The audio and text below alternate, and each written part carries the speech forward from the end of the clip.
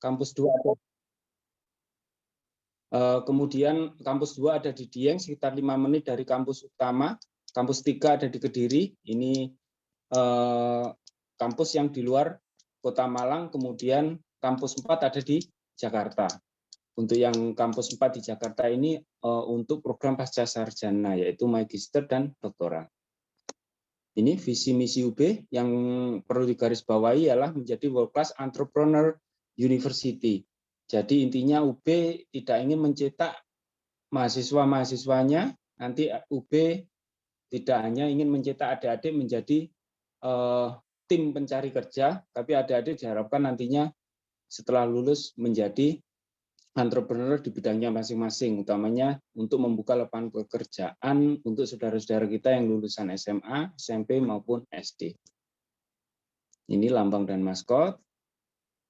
Ya, ini beliau adalah Rektor UB dari Fakultas Pertanian, Profesor Dr. Insinyur Nufil Hanani dari Fakultas Pertanian. Ini masa jabatannya mungkin tinggal 1 tahun, nanti tahun depan udah ada pemilihan rektor lagi. Dibantu 4 wakil rektor 1, 2, dan 1, 2, 3, dan 4. Nanti ada ini biasanya akan sering berinteraksi dengan wakil rektor 3 bidang kemahasiswaan. Nah, ini kita kelompokkan fakultas yang ada di UB. Di Soshum ada fakultas dan program studi, ada sekitar 28 program studi. Untuk Saintek ada 49 program studi. Ini bisa dibuka nanti untuk informasi umum di upi.ac.id, dan untuk fakultasnya bisa langsung ke ini hukum.upi.ac.id. Rata-rata terakreditasi A, dan kemudian selain itu program kerja dari UB memandatkan untuk 2025 seluruh program studi yang ada di UB berstandar internasional, terakreditasi internasional. Di sini artinya bukan hanya untuk sebagai embel-embel saja, tapi dengan berstandar internasional, UB akan mempunyai jaringan yang lebih luas, kemudian proses kerjasama, kemudian membuka bidang-bidang lain, karena di dalam proses standarisasinya indikator penting tersebut yang menjadi faktor utama untuk memperoleh akreditasi internasional. Ini akreditasi A dari Ban PT, dari Badan Akreditasi Nasional, kemudian AUN-QE ini adalah akreditasi internasional. Ini Soshum untuk Fakultas Ekonomi dan Bisnis, mulai akuntansi sampai dengan kewirausahaan. Yang akreditasi belum A ini biasanya masih baru, dan nantinya secara periodik, secara 4 tahun akan dilakukan visitasi dan biasanya naik ke A. Karena baru biasanya C, B, kemudian bergeser menjadi A. Ini Fakultas Ilmu Administrasi, sudah ada 2 program studi yang terakreditasi internasional. Ini yang untuk FISIP, Fakultas Ilmu Sosial dan Ilmu Politik, ini masih muda, tapi banyak sekali peminatnya di sana karena perkembangan era komunikasi saat ini. Ini yang Fakultas Ilmu Budaya, khusus untuk Fakultas Ilmu Budaya ini di UB ada beberapa program studi pendidikan yang nantinya lulusannya bisa mempunyai rekomendasi untuk mengajar. Ini yang Fakultas Pertanian untuk Saintek. Jadi nanti adik-adik perlu diperhatikan juga pada saat ini trennya 8 tahun terakhir adalah untuk program studi agrokompleks. Itu peminatnya sangat besar karena kembali lagi ke isu global. Semua ada pergeseran, yaitu ketahanan pangan, ketahanan energi, dan bonus demografi. Jadi bukan hanya informasi-informasi yang mungkin nanti bisa benar-benar adik-adik akan menjadi Indonesia ini menjadi 5 besar negara besar di dunia, karena 3 isu global tersebut yang biasanya menjadi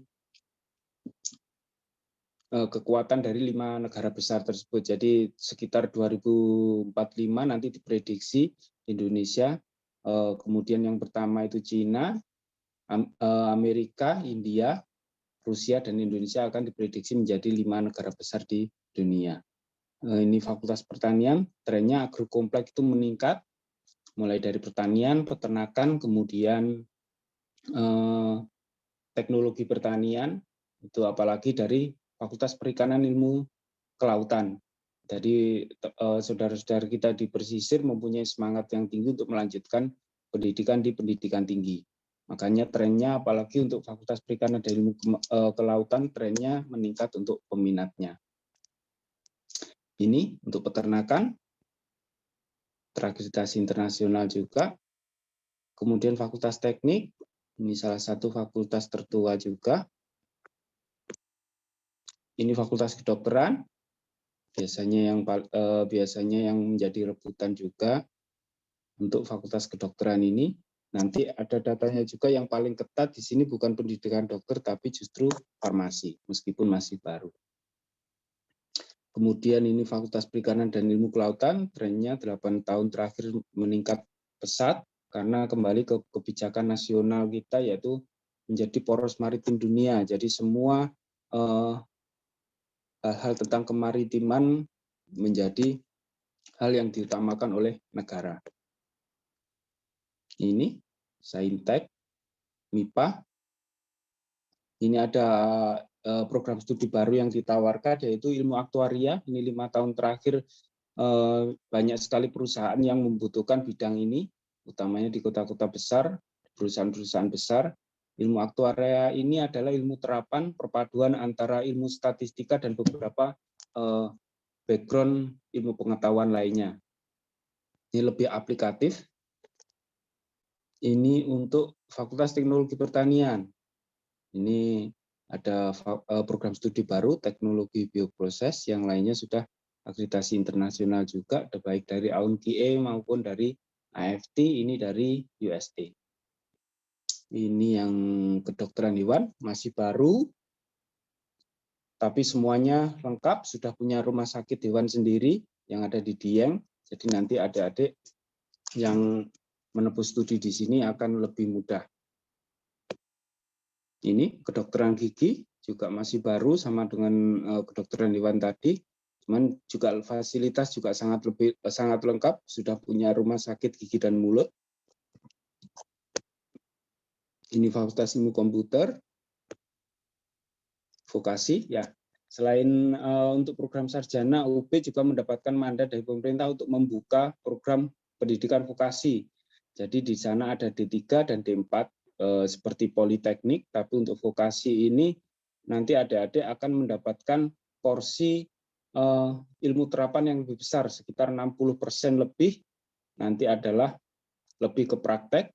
Jadi adik-adik nanti pada saat lulus akan mempunyai banyak skill yang lebih dibanding untuk lulusan sarjana. Jadi D4 juga ada, nanti gelarnya sarjana sains terapan. Ini juga menjadi concern pengembangan SDM di Indonesia. Bahkan untuk di kementerian sudah ada sendiri untuk dirjennya untuk khusus menangani vokasi. Jadi pemerintah, utamanya Presiden, memberikan mandat untuk meningkatkan kemampuan vokasi dari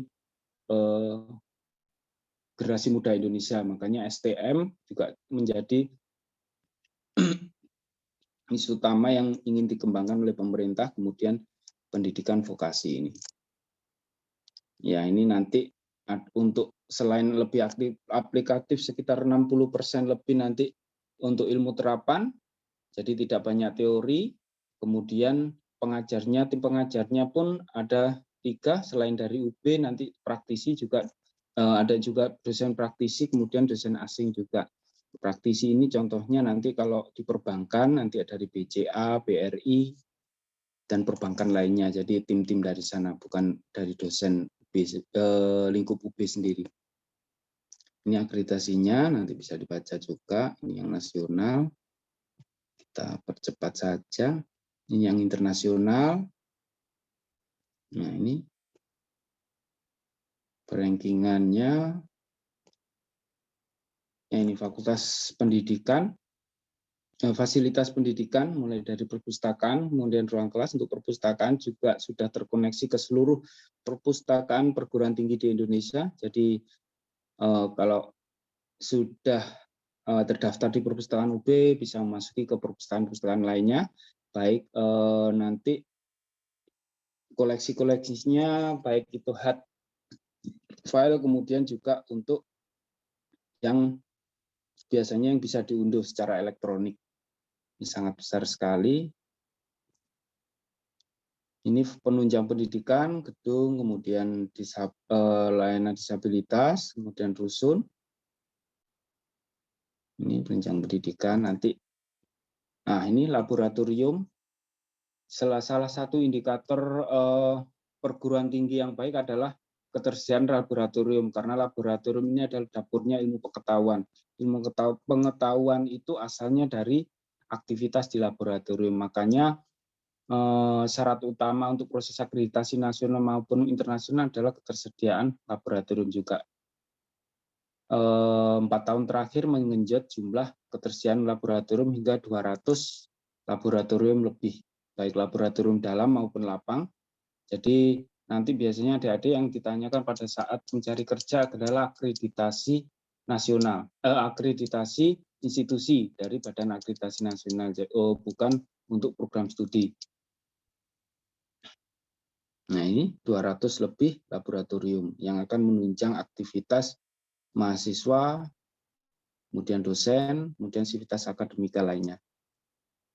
Ini laboratorium lapang, 500 hektar lebih, yang untuk UB Forest.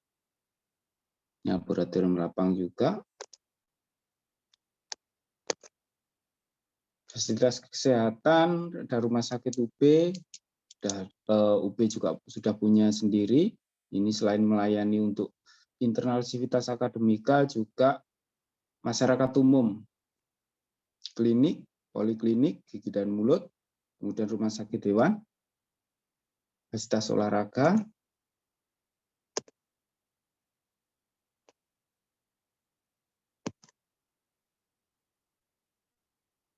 nah ini kegiatan mahasiswa. Jadi adik-adik nanti di UB bukan hanya digembleng untuk meningkatkan kemampuan akademik, tapi non akademik juga. Ini kalau di SMA mungkin ekstrakurikuler, ada 50 unit kegiatan mahasiswa, 50 lebih. Jadi adik-adik nanti bisa menyalurkan kemampuan non akademiknya pada unit-unit yang ada, unit-unit kegiatan yang telah disediakan oleh UB. Semuanya dikelola secara baik organisasi, kemampuan pendampingan, kemudian pembiayaan juga. Nah, ini pusat studi layanan disabilitas. Ini 10 tahun yang lalu UB mendapat mandat dari pemerintah untuk membuka layanan difabel. Jadi UB bekerjasama dengan universitas di Australia, Macquarie University. UB dijadikan sebagai pionir percontohan untuk sebelum dibuka untuk perguruan tinggi yang lain. Jadi ini saudara-saudara kita yang secara fisik difabel, tidak sempurna seperti kita umumnya, mereka mendapatkan proses belajar mengajar tidak secara eksklusif, tapi inklusif, berbaur dengan semua mahasiswa yang lain, tapi nanti akan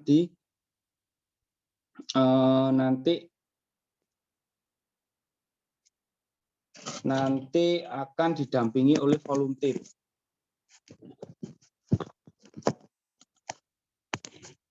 Nanti akan didampingi oleh volunteer selama menempuh pendidikan di UB. Jadi seperti itu, dan tidak jangan meremehkan kemampuan mereka. Justru adik-adik nanti diharapkan menjadikan mereka sebagai inspirasi, karena lulusannya secara akademik rata-rata di atas 3,5 IPK-nya. 3,8 sampai 4,0. Jadi seperti itu yang akademik. Sedangkan prestasi non akademik banyak sekali yang sudah memiliki prestasi secara baik secara regional maupun nasional, mulai dari ajang pencarian bakat secara nasional, kemudian bisa kemudian melakukan biasanya untuk workshop itu mereka juga sudah punya kemampuan yang lebih. Jadi mereka tidak bisa dianggap remeh, justru menjadi inspirasi bagi kita yang secara fisik diberikan kesempurnaan. Ini beasiswa nanti mulai semester 3 adik-adik bisa apply untuk beasiswa ini dengan dasar IPK semester 1 dan 2. Banyak sekali beasiswa yang disediakan di UB, 100 miliar lebih, dan ini sangat sayang jika tidak dimanfaatkan. Beasiswa ini semua mempunyai kesempatan yang sama, baik secara yang bukan hanya disediakan untuk yang secara ekonomi kurang, tetapi juga yang meskipun lebih, tapi juga punya prestasi bisa mengajukan beasiswa ini. Ini KIP, program dari pemerintah. Beasiswa online nanti bisa dicek di sini, mulai semester 2, semester 3, tapi bisa melakukan apply di sini. Ini prestasi-prestasi, sekilas saja. Baik secara kelembagaan, institusi, dosen, mahasiswa. Ini website-website yang ada di UB yang penting. ub.ac.id, kemudian kegiatan-kegiatan apa saja yang ada di UB, bisa dilihat di prasetya.ub.ac.id. Kemudian untuk seleksi masuk, nanti adik-adik sering-sering membuka ini, selma.ub.ac.id. Semua informasi ada di sini, mulai dari pendaftaran sampai dengan kisaran dari pembiayaan pendidikan. Mohon izin untuk share materi yang satunya ya, Mas.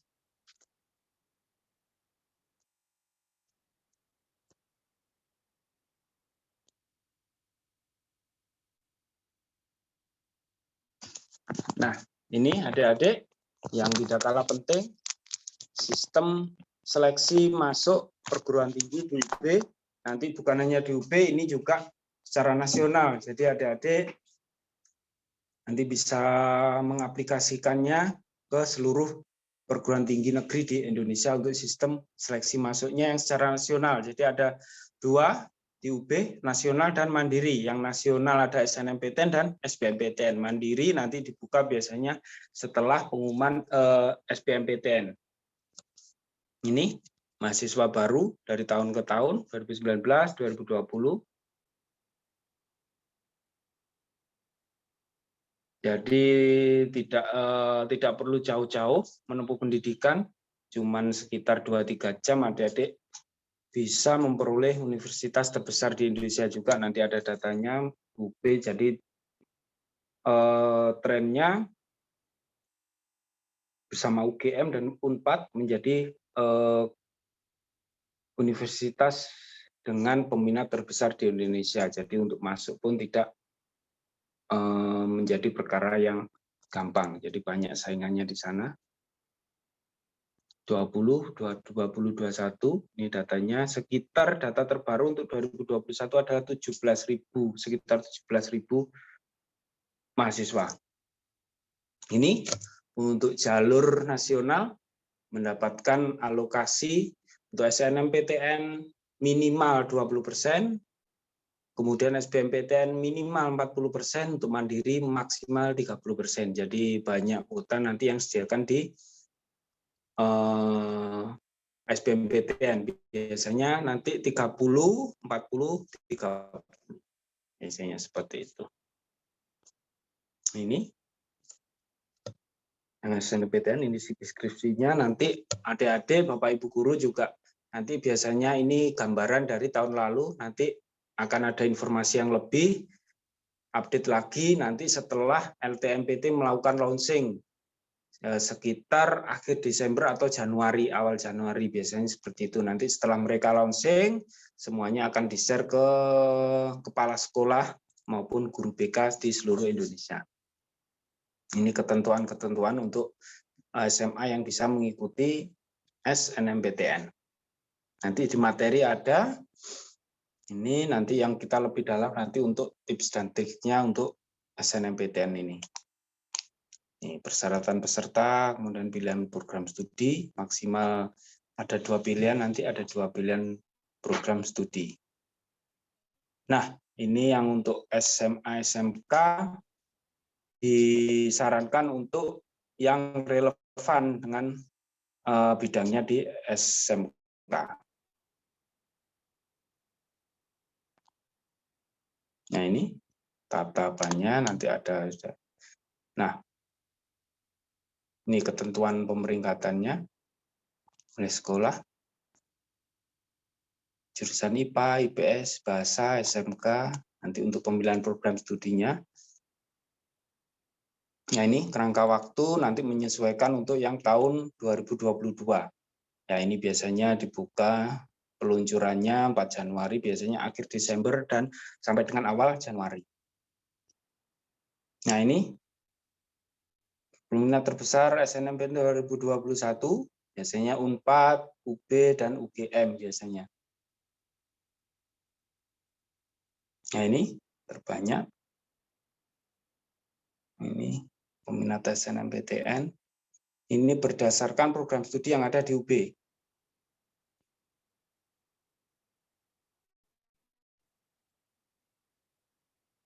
Ini data yang belum keluar dari LTMPT. Tadi makanya belum bisa kita update. Nah, ini strategi pemilihan PTN dan pada SNMPTN. Yang pertama, jika siswa ini UB PTN tidak mau dinomorduakan. Jadi ini intinya bukan hanya di UB, jadi seluruh perguruan tinggi di Indonesia intinya tidak mau dinomorduakan. Seperti apa itu contohnya? Misal pilihan adik nanti karena ada 2 program studi yang ditawarkan. Jadi pilihan pertama misal memilih kedokteran UGM. Pilihan kedua kedokteran UB. Jadi UB dipastikan adik dipastikan tidak akan bisa masuk di UB karena UB ada di pilihan kedua. Begitu juga sebaliknya. Pilihan pertama kedokteran UB, pilihan kedua kedokteran UGM. UGM pun pasti tidak akan menerima adik-adik. Jadi seperti itu. Jadi sayang ada 2 pilihan tapi di pilihan kedua hilang kesempatan kita, peluang kita. Gimana caranya? Caranya sebaiknya memilih 2 program studi tersebut untuk 1 universitas. Misal pilihan pertama kedokteran UGM, pilihan kedua teknik mesin UGM. Seperti itu. Atau pilihan pertama kedokteran UB, pilihan kedua teknik mesin UB. Jadi seperti itu. Jadi misal kita tidak diterima di pilihan pertama, akan di-split ke kesempatannya untuk pilihan kedua. Seperti itu. Karena apa alasannya? Untuk menerima yang menjadikan suatu universitas, program studi di universitas itu biasanya sangat-sangat terpenuhi. Misalnya, contohnya, kuota yang dibuka 75, sedangkan yang mendaftar ada 2.500 sampai 4.000. Jadi seperti itu. Jadi kita secara sistem sudah tidak akan memperhatikan untuk pilihan kedua. Itu yang pemilihan PTN di SNMPTN. Nah, selain itu juga nanti Bapak Ibu guru kepala sekolah dan guru BK mulai memeringkatkan nilai-nilai dari adik-adik. Mulai dari yang tertinggi sampai yang paling bawah seluruh siswa. Jadi nanti sebagai bahan evaluasi dan pertimbangan adik-adik maupun Bapak Ibu guru untuk mengarahkan kemana sebaiknya siswa-siswinya untuk memasuki. Karena apa? Di UB utamanya itu menganut sistem pemerataan. Jadi dari Sabang sampai Merauke diharapkan bisa masuk di UB. Jadi 1 program studi hanya bisa menampung 1 siswa dari suatu sekolah. Jadi tidak didominasi oleh dari siswa-siswa sekolah tertentu. Jadi nanti jika ada pertimbangan gambaran nilai dari yang tertinggi sampai terendah dari siswa-siswanya, nanti misal di 1 program studi matematika misalnya ada 3 siswa yang ingin masuk, jadi yang sebaiknya masuk meneruskan prosesnya adalah 1 siswa saja yang punya nilai yang paling tinggi. 2 yang lain ini yang di bawahnya sebaiknya split ke program studi yang lain. Jadi nanti harapannya suatu sekolah bisa banyak diterima di perguruan tinggi tersebut. Jadi jika nanti ketiga-tiganya daftar, yang 2 pasti gagal itu karena yang diterima hanya 1 biasanya. Kalau ada satu sekolah yang diterima 2 atau 3 itu biasanya sangat jarang sekali, hampir 1% peluangnya. Kalau di sana nanti nilainya tidak benar-benar ketat dengan yang lain. Jadi seperti itu. Itu gambaran untuk agar Bapak Ibu guru bisa memberikan masukan yang lebih kepada siswa-siswanya. Dan siswa-siswa juga seperti itu, adik-adik jangan aku pokoknya ingin masuk ke sini, aku pokoknya ingin masuk ke sini. Itu yang SNMPTN. Kemudian trik yang lain, IPA hanya bisa masuk ke IPA, IPS hanya bisa masuk ke IPS. Jadi seperti itu, karena ada perguruan tinggi yang bisa IPA masuk ke IPS, IPS bisa masuk ke IPA. Itu hanya akal-akalannya universitas tersebut untuk meningkatkan peminat siswa untuk masuk di universitas tersebut. Meskipun ada juga, tapi dengan persyaratannya yang sangat-sangat khusus. Karena apa? Untuk masuk ke program studi IPA, syaratnya adalah menginput nilai yang relevan. Jadi jika IPA yang diinput adalah nilai IPA, IPS ada yang diinput adalah nilai IPS. Jadi nggak mungkin, biasanya yang sering itu IPA ingin masuk di IPS. Jadi kalau anak IPA harus menginput IPS kan otomatis tidak punya nilai IPS. Jadi nilainya 00. Kalau bisa diterima, nah itu biasanya dengan syarat-syarat yang sangat khusus. Jadi seperti itu.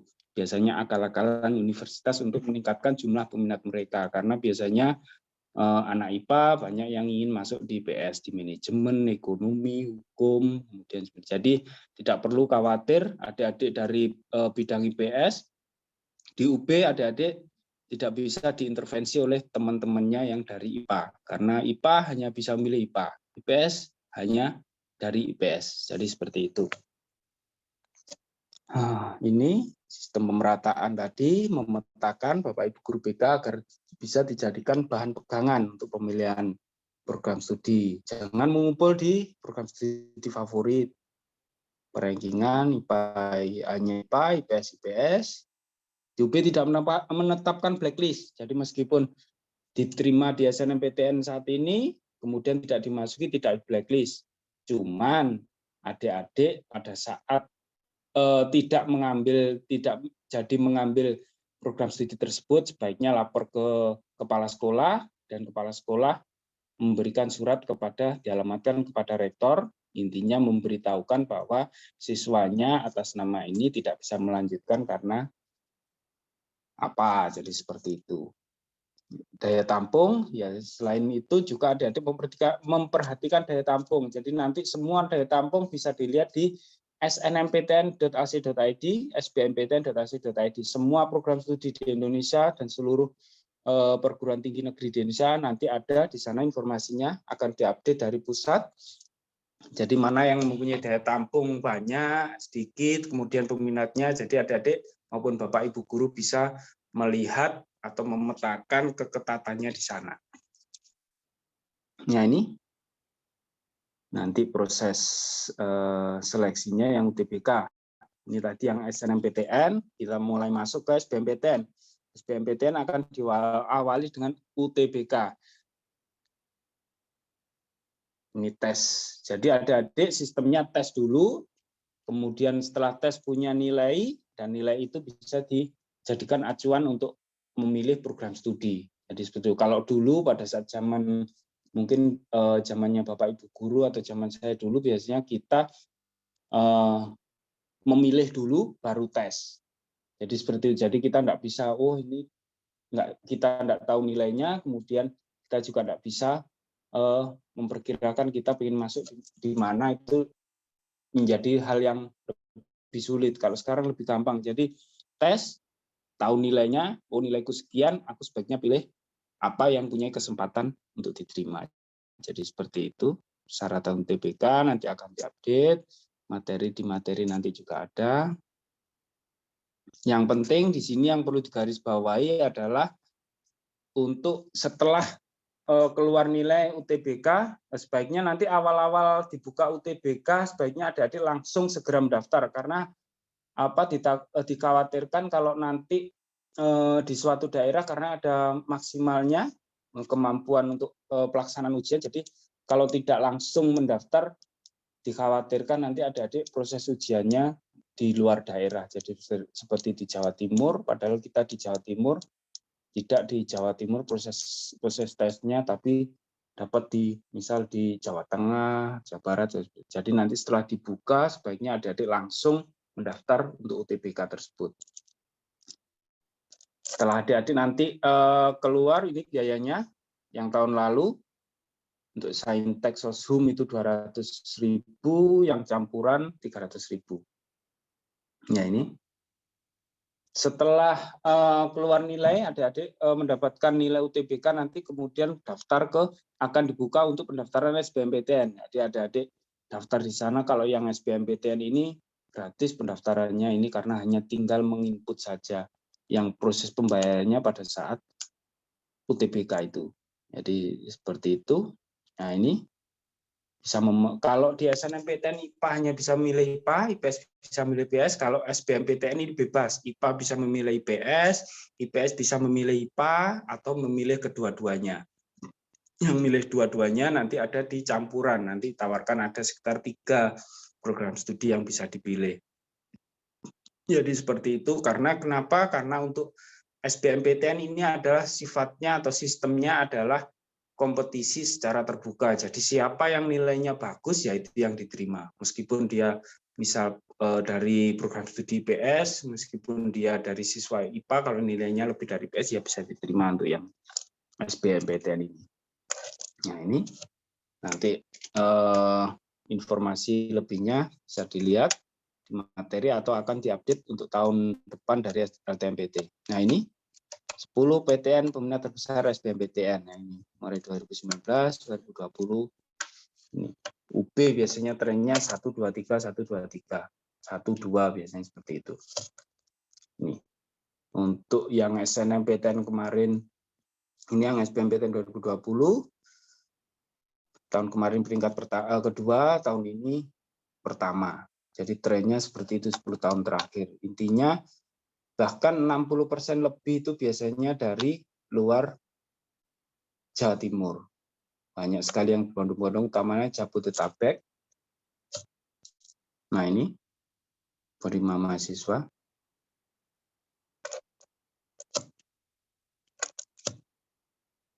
Nah ini keketatannya, peminat dan jumlah yang diterima. Peminatnya 61.000, yang diterimanya 6.000.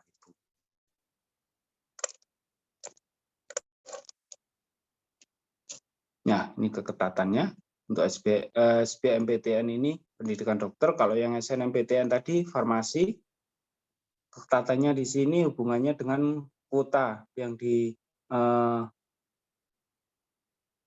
UB. Untuk kedokteran ini biasanya 75-100, farmasi yang diterima hanya kuotanya 40 kalau tidak salah. Sedangkan peminatnya besar sekali. Jadi sana lebih ketat. Ini yang dirasa kurang ketat. Jadi adik-adik akan mempunyai peluang yang besar di beberapa program studi ini. Karena apa? Biasanya karena kuota yang disediakan sangat besar.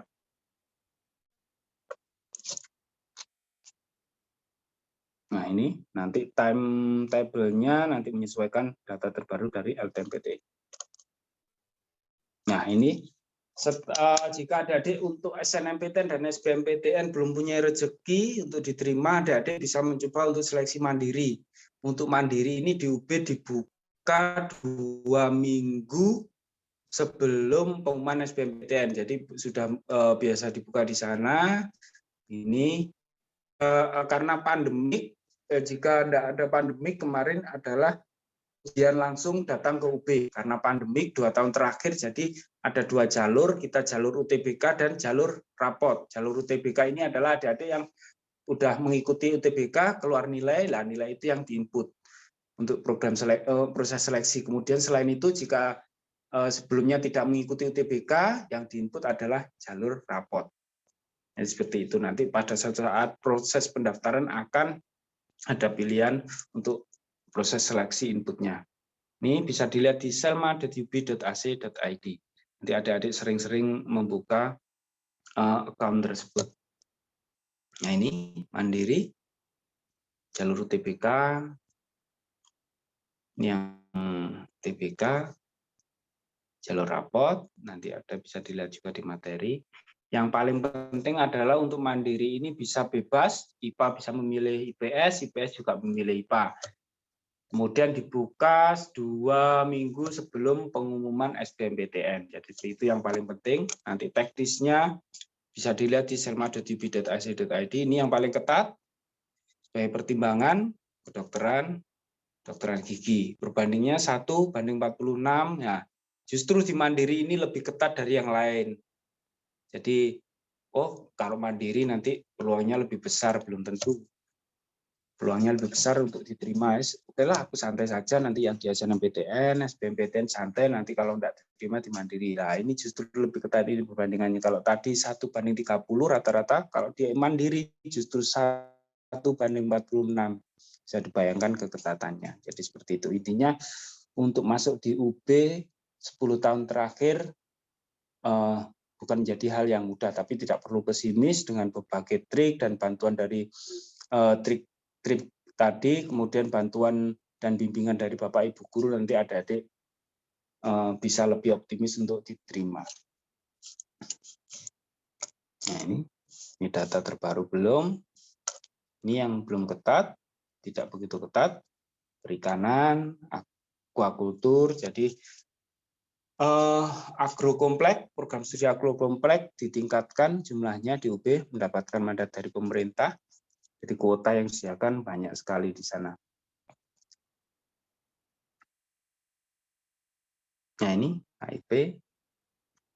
Nah, untuk perbedaan di Mandiri tadi adalah jadi di UB menganut sistem uang kuliah tunggal, mulai dari masuk sampai dengan lulus hanya membayar SPP dan besarannya sama, kemudian semua diatur secara proporsional. Jadi dengan teman-temannya besarannya meskipun satu program studi bisa berbeda menurut kemampuan dari orang tua. Kalau untuk SNMPTN dan SBMPTN ada sekitar 6 kategori, biasanya pembagian 5-6 kategori kalau tidak salah, nanti bisa dilihat. Kalau di Mandiri hanya 3 kategori, dibagi 3 kategori. Dan untuk perbedaannya hanya kalau di Mandiri nanti pada saat masuk ada proses pembayaran uang, istilahnya kalau yang tahun yang lalu SPFP, jadi sumbangan peningkatan fasilitas pendidikan nanti ada. Itu yang membedakan dengan pembiayaan dari SNMPTN dan SBMPTN. Nah, ini yang SNMPTN dan SBMPTN-nya 6 kategori, mulai dari 500.000 sampai dengan 4.800.000. Ini salah satu contohnya untuk bahasa Jepang. Jadi semua dikelompokkan berdasarkan kemampuan ekonomi dari keluarga mahasiswa tersebut. Nah, ini untuk yang mandiri hanya ada 3 kategori, IP, dan kemudian ini yang membedakan IP. Ini hanya dibayar pada saat masuk, pertama kali masuk. Nah, ini nanti setelah dibuka LTMP, setelah di launching nanti untuk SNMPTN, SBMPTN dari LTMPT, adik-adik sering bisa kalau ada Bapak Ibu guru maupun adik-adik bisa menanyakan di akun resmi dari LTMPT. Biasanya itu launchingnya Desember dan Januari. Nah, ini untuk di UB bisa menghubungi akademik selma.ub.ac.id. Nah, untuk proses pemaparannya mungkin cukup sekian dulu. Nanti adik-adik bisa mempelajari materi yang sudah kita share ke Bapak Ibu guru di sana. Nanti juga yang penting adik-adik melihat di selma.ub.ac.id, itu yang lebih sering-sering. Mungkin itu Ibu moderator yang bisa saya sampaikan. Nanti adik-adik pertanyaan sekecil apapun sebaiknya ditanyakan mumpung ada kesempatan saat ini. Jadi seperti itu. Lebih banyak kita buka untuk proses tanya jawab, biasanya lebih mengeksplor di sana. Terima kasih atas waktunya. Saya kembalikan kepada Ibu moderator. Terima kasih kepada Bapak Ponda untuk pemaparan materinya yang amat sangat gamblang menurut saya di sini. Anak-anak, karena tadi sudah mendengarkan penjelasan apa yang disampaikan oleh Bapak Ponda tadi, sekiranya kali ini kita akan membuka sesi tanya jawab. Mohon izin kepada Bapak Ponda nantinya langsung menjawab saja, nggih. Jadi langsung ya. jadi Jadi nanti ada satu langsung pertanyaan nanti kita langsung berikan kepada Bapak untuk segera menjawabnya. nggih, siap Bu. Baik anak-anak, monggo yang mau bertanya silakan acungkan. Oke, gantian nggih.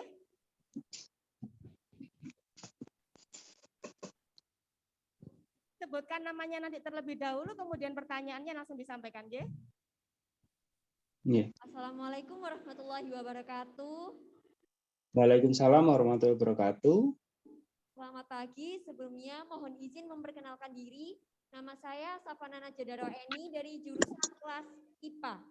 Dan ini saya izin untuk bertanya, apakah sertifikat yang tidak linier terhadap jurusan yang akan dituju akan tetap dipertimbangkan atau justru tidak akan dijadikan bahan pertimbangan meskipun sertifikat tersebut berasal dari Universitas Brawijaya.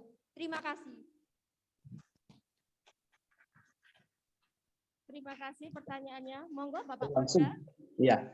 Jadi ini sertifikat apa bisa menjadi pertimbangan. Jadi nanti pada saat proses pendaftaran sertifikat bisa dilampirkan ya adik-adik, Bapak Ibu guru. Jadi sertifikat prestasi non akademik maupun akademik, meskipun itu tidak relevan dengan jurusan yang dipilih, yang akan dituju itu tidak masalah, asalkan minimal punya prestasi juara 3 regional, itu minimal. Kemudian kalau nasional peluangnya lebih besar lagi, kalau internasional lebih besar lagi. Jadi adik-adik pada saat mengikuti kompetisi secara regional itu minimal juara 3 secara regional itu bisa dilampirkan dan itu bisa menjadi bahan pertimbangan seleksi pada saat penerimaan. Jadi seperti itu. Karena kembali lagi di UB tidak hanya ingin mengembangkan kemampuan akademik, non akademik juga ditingkatkan. Justru yang mempunyai nilai non akademik tinggi biasanya linier mempunyai nilai akademik yang baik. Syaratnya itu tadi minimal sertifikat atau prestasi minimal juara 3 regional pada saat SMA. Jadi meskipun adik-adik pada saat SMP atau bahkan juara tingkat nasional bayi sehat itu tidak bisa dimasukkan. Jadi seperti minimal juara 3 regional pada saat SMA. Karena pendidikan terakhir sebelum perguruan tinggi adalah SMA. Jadi seperti itu. Jadi mempengaruhi nanti di sana. Dan peluangnya lebih besar untuk bisa diterima. Jadi pada saat pendaftaran nanti dilampirkan juga. Jadi seperti itu, semoga bisa membantu informasinya. Jadi anak-anak untuk sertifikat boleh tidak linier asalkan minimal juara 3 regional. Ngaten nggih Pak Ponda nggih? Nggih, laras Bu, betul. Monggo untuk pertanyaan kedua.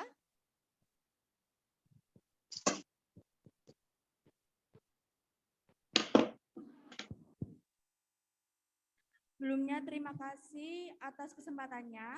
Perkenalkan, nama saya Akila Sabita Filan Putri. Di sini pertanyaan saya, kan di situ tertera bahwasannya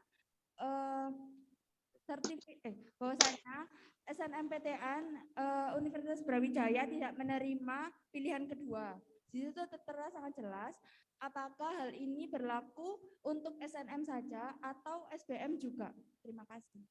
Ya. Jadi bisa langsung kita jawab. Jadi ini hanya untuk berlaku untuk SNMPTN. Untuk yang SBMPTN bebas karena sistemnya itu tadi kalau SNMPTN adalah berdasarkan nilai rapor dan penyaringannya pemerataan tersebut. Kemudian dari kalau SBMPTN bebas, nggak apa-apa karena meskipun adik menjadikan di pilihan kedua, tapi kalau nilainya lebih baik dari yang menjadikan pilihan pertama, itu bisa peluangnya masuk bisa. Itu yang biasanya khusus untuk SNMPTN. Jadi seperti itu.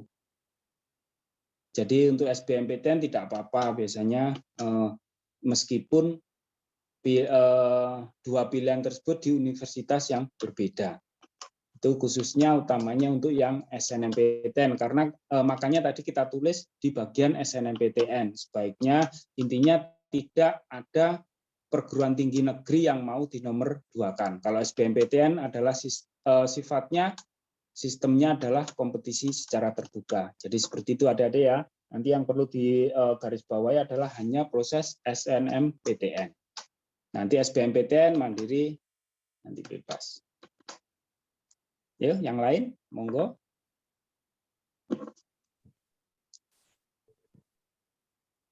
Assalamualaikum warahmatullahi wabarakatuh. Waalaikumsalam warahmatullahi wabarakatuh. Perkenalkan, nama saya Andin Maulia Rahma dari 12 MIPA 6. Izin bertanya, Pak Ponda, Ya. tentang jalur SNMPTN. Antara sertifikat yang dikeluarkan UB atau sertifikat yang dikeluarkan lembaga luar UB, mana yang lebih dipertimbangkan pihak UB dalam SNMPTN? Terima kasih, Pak. Iya. Jadi kembali lagi, sertifikat yang baik yang dikeluarkan UB maupun bukan UB, kalau sifatnya itu prestasi regional dan bergengsi, minimal juara 3 itu biasanya punya kesempatan yang besar. Baik itu selain dari UB mungkin dikeluarkan dari UM, Universitas Negeri Malang, atau kampus-kampus lain, biasanya tetap kita hargai. Jadi seperti itu, intinya tidak membeda-bedakan, dan itu kalau kegiatan bergengsi dan bersifat paling tidak regional nasional, itu akan menjadi pertimbangan. Jadi seperti itu.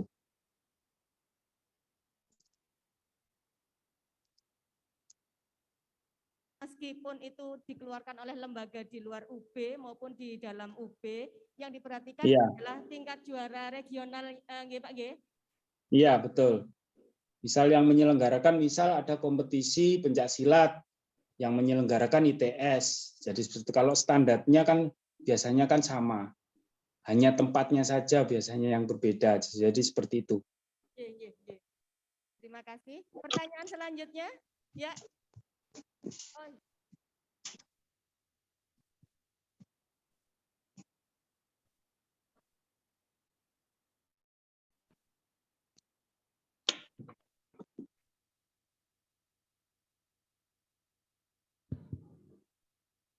Mohon izin, saya ingin memperkenalkan diri. Nama saya Devita Safa dari jurusan IPS.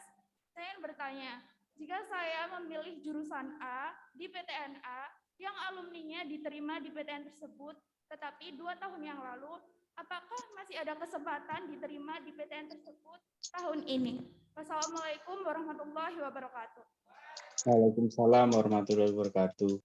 Jadi seperti itu, jadi adik-adik ada alumni atau kakak kelasnya yang diterima 2 tahun lalu, 3 tahun lalu, itu tidak berpengaruh, Dek. Tetap punya kesempatan yang sama. Justru kalau alumninya itu mempunyai nilai yang baik, prestasi yang baik, pada saat menempuh pendidikan di UB, IPK-nya baik, kemudian punya prestasi non-akademik yang baik, justru itu menjadi pertimbangan utama juga pada saat proses seleksi. Jadi seperti itu. Dengan nilai yang sama dari SMA Gresik dan SMA Jakarta misalnya, nilainya sama. Kemudian karena alumninya, yang SMA Gresik alumninya lebih bagus daripada alumni SMA dari Jakarta. Jadi kita yang diterima adalah kita lebih memprioritaskan yang alumninya nilai yang baik. Jadi seperti itu. Nilai alumni dan alumni juga menjadi salah satu pertimbangan juga. Makanya seperti itu, alumninya kalau nilai punya prestasi dan nilainya bagus, itu justru menjadi nilai tambah untuk adik-adiknya bisa diterima, mempunyai kesempatan yang lebih dibanding alumni lain yang mempunyai nilai yang kurang. Jadi seperti itu. Tidak itu, ini dalam waktu 2 tahun kemarin, 3 tahun kemarin tidak ada batasan waktu, intinya justru mempunyai kesempatan besar untuk diterima kalau sudah mempunyai alumni dan mempunyai prestasi yang bagus di UB. Jadi seperti itu. Mungkin sebelum mungkin sebelum kita lanjutkan ke pertanyaan yang lain, intinya saat ini adik-adik harus membuka wawasan, tidak diberikan pengertian juga kepada orang tuanya, mungkin nanti bisa diberikan pengertian ke orang tuanya. Karena apa? Di masa-masa yang lalu kemudian pengalaman saya, mungkin Bapak Ibu guru juga pada saat dulu SMA adalah pokoknya aku ingin masuk di teknik mesin. Pokoknya aku pengen masuk di kedokteran. Pokoknya aku ingin masuk di informatika. Biasanya seperti itu. Dan biasanya temennya milih apa, kita ikut. Orang tua pun juga itu biasanya. Pokoknya kamu masuk di sini, Mas. Nah, intinya paradigma seperti itu sebaiknya dirubah. Karena intinya pada saat adik-adik memasuki ke pendidikan tinggi, perguruan tinggi itu pada dasarnya sama, perguruan tinggi manapun sama, program studi apapun sama, bidang apapun sama. Yang membedakan adalah sistem pembelajarnya, misal itu untuk perguruan tinggi. Dan yang membedakan adalah kembali lagi ke kemauan dan kerja keras adik-adik masing-masing.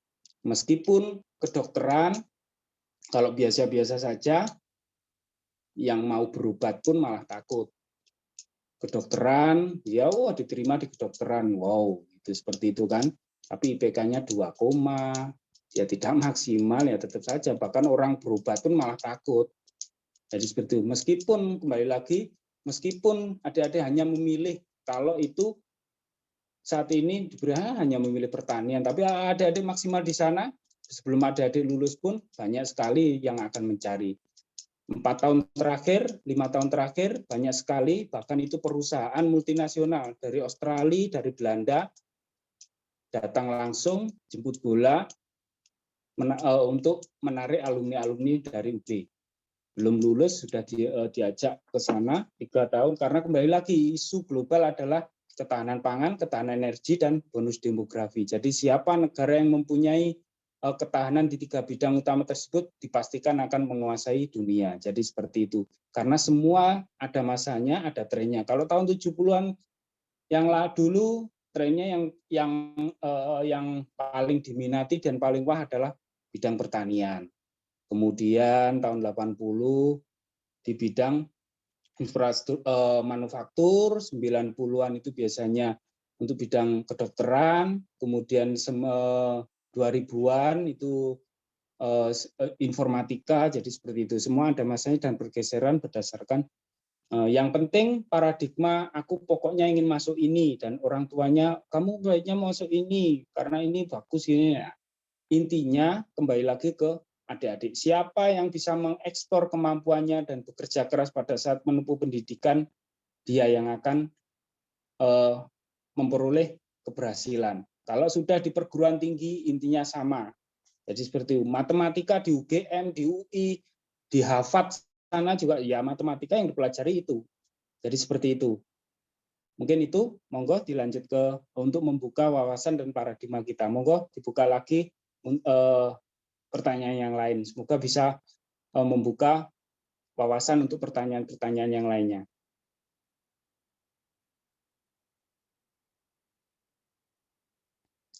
Halo?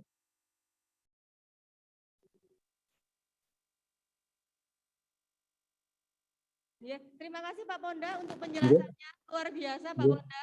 Ini bisa menjadikan pemacu semangat untuk siswa-siswi dari SMA Negeri 1 Manyar. Kalau diperjelas lagi, berarti untuk alumni tadi yang dimaksud untuk rekam jejak alumni, berarti kan alumni SMA Negeri 1 Manyar yang masih berkuliah di Universitas Brawijaya. Begitu nggih Pak? Iya, betul. Baik, pertanyaan selanjutnya dipersilahkan. Baik, selamat pagi. Terima kasih atas partisipasinya. Saya Silau Safa. Saya ingin bertanya mengenai pemilihan program studi yang ada di Brawijaya. Semisal nih Pak ya, ada 2 siswa dengan yang pertama siswa A memiliki rata-rata yang tinggi. Kemudian siswa B rata-rata nilai yang tidak terlalu tinggi tapi memiliki beberapa prestasi akademik maupun akademik yang dapat dipertimbangkan. Nah, kira-kira pertimbangan yang untuk masuk SNMPTN sendiri itu yang mana ya Pak ya? Atau siswa A atau mungkin siswa B yang akan diterima di Universitas Brawijaya? Mohon tanggapannya, terima kasih dan Assalamualaikum warahmatullahi wabarakatuh. Waalaikumsalam warahmatullahi wabarakatuh. Jadi yang mempunyai pertimbangan utama tetap nilai. Pertimbangan kedua, prestasi itu sebagai bahan pertimbangan kalau mempunyai beberapa keistimewaan. Tapi jika dia mempunyai non akademik itu bagus, juga bisa punya kesempatan yang sama juga. Jadi seperti itu. Tetapi yang tetap yang menjadi utama adalah nilai akademisnya. Jadi seperti itu. Tapi ada beberapa juga karena pemilihannya itu adalah secara sistem, secara nasional deh ya, Bapak Ibu guru mungkin. Jadi misal meskipun mendaftar di UB, tapi UB tidak bisa melakukan intervensi secara nasional. Itu sistemnya secara nasional. Jadi sistemnya ada di pusat sana. Jadi kita hanya memberikan syarat-syarat seperti ini, kemudian mereka memasukkan ke sistem dan sistem langsung membaca. Jadi seperti itu. Tapi ada beberapa juga itu biasanya kalau nilainya jauh ya tetap saja yang diterima yang nilainya yang lebih bagus deh. Kalau nilainya hanya terpaut sedikit, bisa jadi itu yang mempunyai nilai non akademik yang bisa masuk. Tapi kalau terpaut jauh ya tetap kita utamanya adalah nilai akademiknya, nilai rapot yang lebih bagus. Jadi seperti itu. Karena ada di beberapa itu yang ada siswanya loh nilai tinggi pada saat lebih diterima untuk yang punya nilai non akademik itu biasanya yang nilainya tidak terpaut banyak. Tapi kalau terpaut banyak tetap sistem akan membaca yang utama adalah nilai. Jadi seperti itu. Semoga bisa membantu ya Dea informasinya. Terima kasih Pak Ponda. Kalau saya boleh ikut bertanya ini Pak Ponda, karena berkaitan dengan nilai, kan untuk jalur senam PTN adalah menggunakan nilai rapot. Nah, betul. apakah nilai rapot itu semua mata pelajaran? Atau misalnya kalau saya memilih jurusan IPA itu hanya nilai IPA saja, begitu juga untuk kelas IPS maupun bahasa, atau bagaimana Pak? Terima kasih. Ya. Nilai yang diinput tidak semuanya Bu, dan tidak semua IPA dan tidak semua IPS juga. Jadi nilai yang diinput adalah nilai yang di ujian nasionalkan. Jadi seperti itu.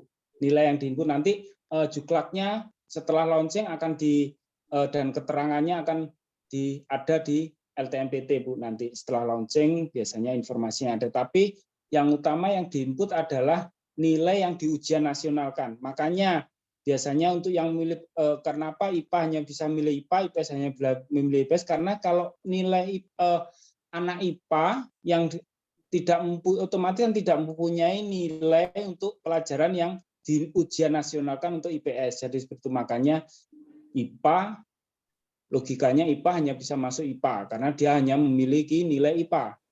Untuk nilai IPS kan otomatis dia tidak punya. Untuk yang di ujian nasionalkan karena dia punya nilai bidang utama yang dinasionalkan adalah di IPA. Jadi seperti itu. Yang diinput tidak semua nilai tapi nilai yang di ujian nasionalkan. Makanya nanti Bapak Ibu guru BK mulai meringkatkan nilai-nilai tersebut adik-adik siswa di SMA Gresik berdasarkan nilai tersebut Bu ya. Di rata-rata dari nilai yang di ujian nasionalkan. Jadi seperti itu. Nanti ada di slide yang di materi yang saya kirim ke Ibu guru dari SMA Manya nanti ada bisa di-share ke adik-adik juga. Seperti itu Ibu. Terima kasih Pak. Tapi kalau boleh satu kali lagi Pak karena berkaitan dengan nilai. Monggo. IPA untuk IPA, IPS untuk IPS. Lalu bagaimana dengan sekolah kami yang memiliki program bahasa? Nah, tadi di slide juga ada, jadi ada bahasa dan juga yang dari SMK. Nanti ada juga sebaiknya memilih apa seperti itu ada. Intinya yang lebih relevan. Kalau bahasa biasanya bisa milih IPS kalau tidak salah. Nanti ada di sana juga. Nanti di materi yang saya share sudah saya kirimkan ada di sana Bu. Nanti aturan barunya untuk tahun mendatang juga akan diinformasikan oleh LTMPT. Jadi seperti itu Bu. Terima kasih Bapak. Monggo anak-anak pertanyaan selanjutnya masih adakah? Silakan.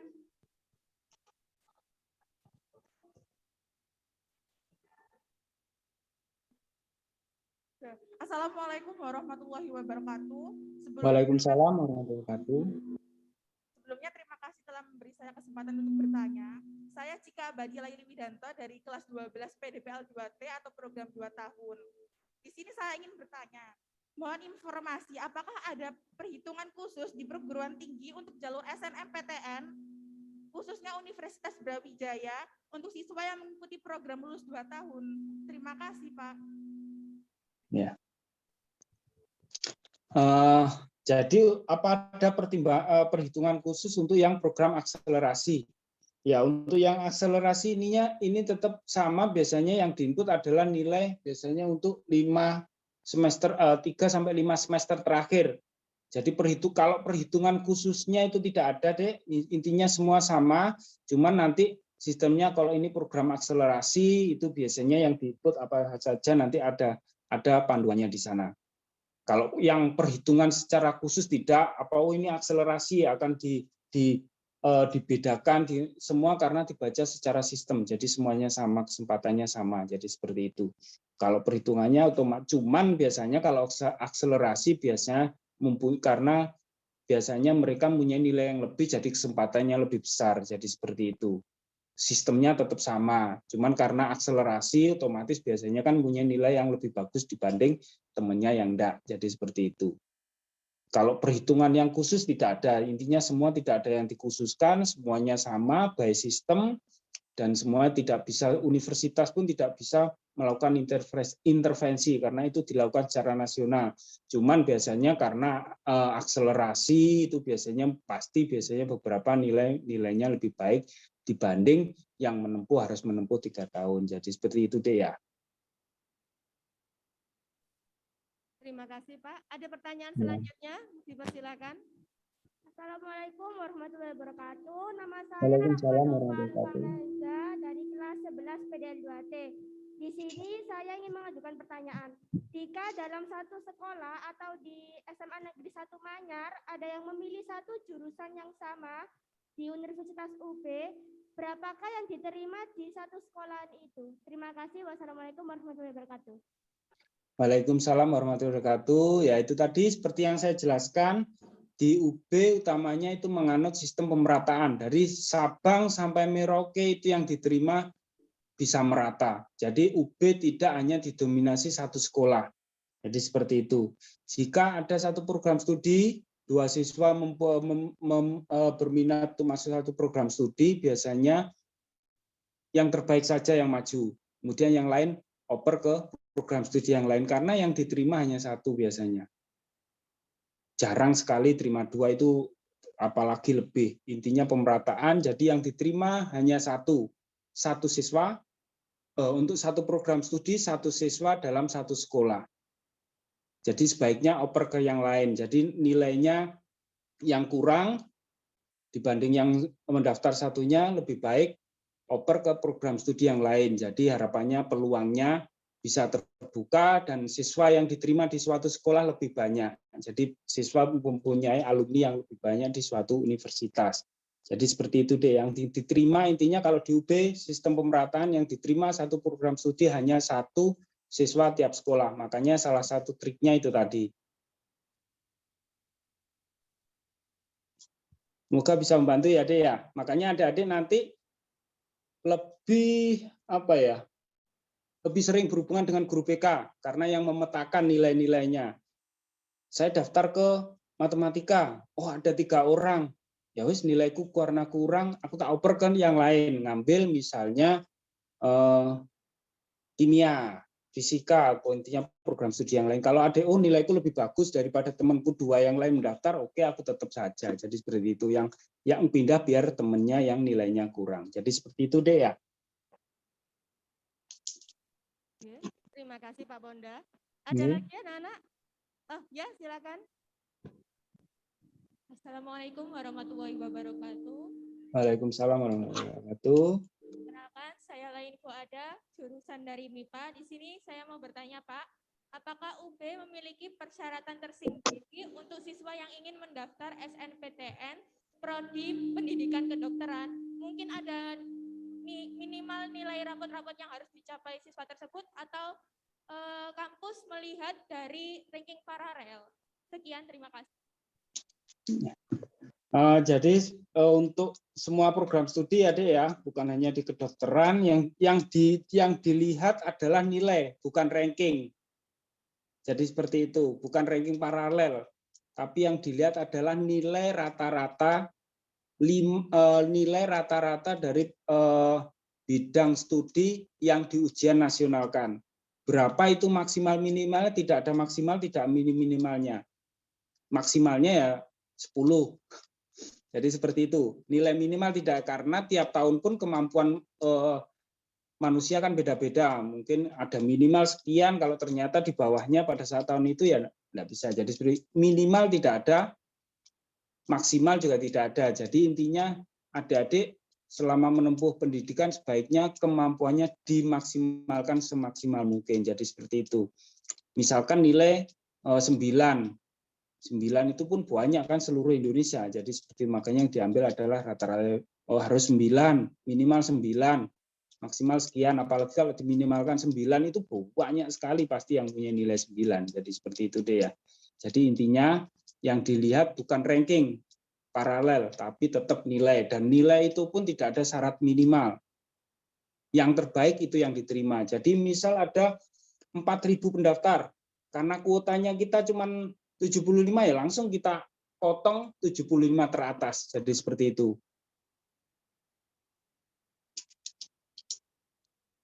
Monggo, yang lain adik-adik? Ada pertanyaan yang lain? Ya, yang laki-laki tidak ada suaranya ini.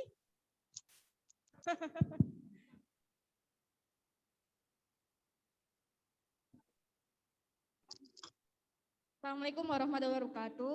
Izin Waalaikumsalam. bertanya. Di sini saya mau bertanya bagaimana sistem saat SBMPTN apabila saya ingin linjur dari IPA ke IPS. Makasih. Ya. Ya, nanti bisa dibaca lagi untuk di slide-nya. Jadi dari IPA yang pilih IPS otomatis daftarnya nanti beli pada saat UTBK adalah daftarnya untuk yang IPS. Pendaftarannya seperti itu deh ya. Jadi yang IPS juga gitu, ingin memilih kedokteran. Jadi pada saat UTBK mendaftarnya adalah yang IPA, mendaftar yang IPA. Kalau anak IPA pengen masuk di kedokteran dan pengen masuk di FISIP, daftarnya yang di campuran. Jadi sistemnya yang diperhatikan pada saat pendaftaran UTBK, karena nanti ada di Soshum, Saintek, dan campuran. Jadi seperti itu. Jadi pada saat pendaftaran UTBK deh ya nanti proses pemilihannya di sana. Jadi anak IPA ingin masuk ke mengambil hukum, otomatis pada saat pendaftaran dia mengambil yang Soshum. Anak IPS ingin mendaftar kedokteran, yang pada saat pendaftaran dia mengambil yang Saintek. Kalau pengen aku anak IPA atau IPS pengen masuk di pilihannya ada dia punya pilihan pengen masuk UGM, pengen masuk kedokteran, ada juga pengen masuk ilmu hukum, otomatis dia campurnya di pendaftarannya di campuran. Jadi seperti itu. Ya, monggo. Ada pertanyaan lainnya? Ya, silakan. Ayo deh, ya. Banyak-banyaknya ya deh ya, mumpung ada kesempatan. Monggo. Assalamualaikum warahmatullahi wabarakatuh. Nama Waalaikumsalam. saya Sari dari kelas MIPA. Saya ingin bertanya Pak, untuk rekam jejak alumni yang dimaksud itu apakah hanya alumni yang jurusannya sama seperti yang akan kita pilih atau semua alumni SMA Manyar yang ada di universitas tersebut? Terima kasih. Kalau rekam jejak alumni intinya bukan hanya terpusat satu program studi yang dituju ya deh ya. Jadi semua alumni. Misal pun alumninya SMA Manyar ada di Fakultas Hukum, ada memilih di Fakultas Pertanian misalnya, itu tetap yang utama jika dia punya alumni yang baik, punya prioritas yang baik. Cuman kalau ada yang linier, kebetulan alumninya juga di program studi yang sama juga lebih bagus juga. Tapi intinya alumni itu yang punyai biasanya masih secara umum. Jadi untuk yang sama biasanya sangat kecil sekali biasanya alumni. Biasanya tahun ini kakak kelasku diterima di misalnya kedokteran, mungkin baru ada lagi tahun kapan. Jadi seperti yang pertimbangannya adalah alumni secara umum. Jadi tidak hanya program studi yang alumninya sama. Jadi seperti itu.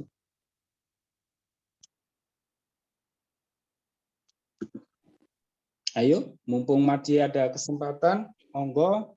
Ngapunten ya Pak, banyak pertanyaan dari siswa-siswi. Tidak apa-apa Bu, Bisa justru kita lebih bertemu dengan senang di UB. sini. Ya, Nggih. lebih informatif. Terima kasih. Selanjutnya anak-anak. Saya Hairunisa izin bertanya, kalau untuk di SNMPTN sama SBMPTN itu di mapelnya ada sistem pembobotan, tak? Kalau misalnya ambil teknik kimia, itu nilai mata pelajaran kimianya di SNM sama SBMPTN itu bobotnya lebih besar atau bagaimana? Sama saja, lihat rata-ratanya atau bagaimana? Terima kasih. Jadi perlu digarisbawahi ada ya, untuk SNMPTN itu nilai raport, kemudian SBMPTN itu nilai UTBK. Nilai UTBK itu apa? Nilai ujian pada saat ada melaksanakan ujian. Jadi tidak ada pembobotan. Kalau nilai SNMPTN itu yang diambil adalah nilai raport rata-rata bidang studi yang di ujian nasionalkan. Misal dan itu pun tidak ada syarat khusus juga. Misal mau memilih kedokteran, nilai biologinya harus bagus, nilai ininya lebih bagus, tidak ada. Intinya nilai rata-rata di bidang studi yang di ujian nasionalkan, itu yang SNMPTN. Untuk SBMPTN adalah yang diinput bukan nilai raport, bukan nilai yang lain, yang diinput atau adalah hasil nilai UTBK adik-adik pada saat ujian. Jadi dan itu biasanya skor total, jadi tidak ada pembobotan di sana untuk yang SBMPTN. SNMPTN pun juga seperti itu, tidak ada pembobotan. Intinya siapa yang nilainya bagus, rata-rata bagus untuk SNMPTN itu yang diterima. SBMPTN juga gitu, siapa yang nilai ujiannya skornya tinggi, ya itu yang diterima. Jadi seperti itu dia ya. Kalau yang misal SBMPTN UTBK nilai bahasa kedokteran, berarti nilai matematikanya harus bagus, nilai kemampuan yang lain tidak. Skor, jumlah skor. Jadi seperti itu. Tidak ada pembobotan atau perbedaan. Jadi itu ya deh ya. Intinya kalau SNMPTN nilai raport, SBMPTN adalah nilai UTBK. UTBK itu apa? Nilai ujian pada saat melakukan seleksi. Seperti itu deh ya. Ada pertanyaan selanjutnya? Masih ada pertanyaan kah? Ayo semua pertanyaan kecil apapun enggak usah ragu ditanyakan deh ya, mumpung ada kesempatan. Belum mendengar suara laki-laki di sini, bolehkah mendengar suara laki-laki di sini?